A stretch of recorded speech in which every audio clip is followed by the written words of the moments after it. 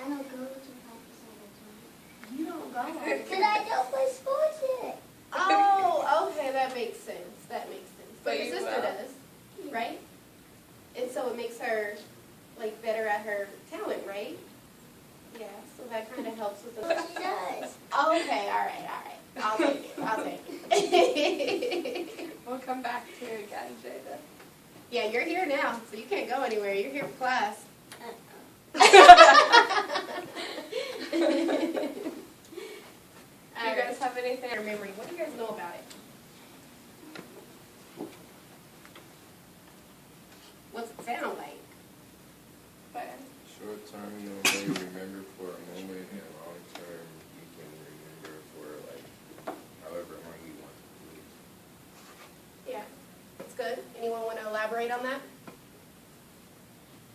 Myron, what's an example of short-term memory? What's something you might have? Like personally, or just like an example? It could be, if you want it to be personal, you can do that.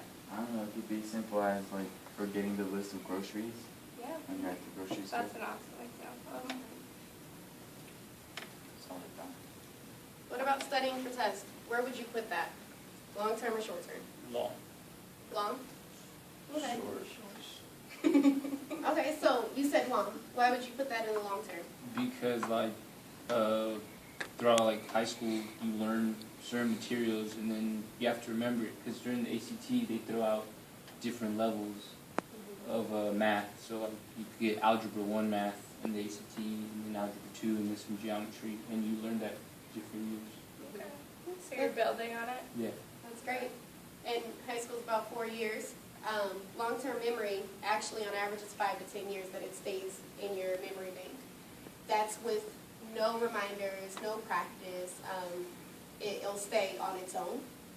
Long-term memory usually includes knowing your social security, your birthday, your place of birth, things of that sort. Also, things you learned in school that you continue to train yourself to remember. So in school they scaffold a lot of things. That means they build on top of things. And so as they're building, you're constantly being reminded of that very first step, that fundamental thing. So when you go and take the ACT, you're almost like, oh, yeah, that came back to me. Short-term memory is the same thing, but it also includes those 5 senses. So what you see, you hear, you touch, you smell, you taste. So during the day, someone can say, usually when you get home, I used to do this with my little sister. I would say, what'd you learn in school today? She's like, I don't know. And I'm like, you were there for 8 hours. Do you do that, Jaden? And I'm like, you were there for 8 hours. Like, what do you mean you don't know what you learned in school?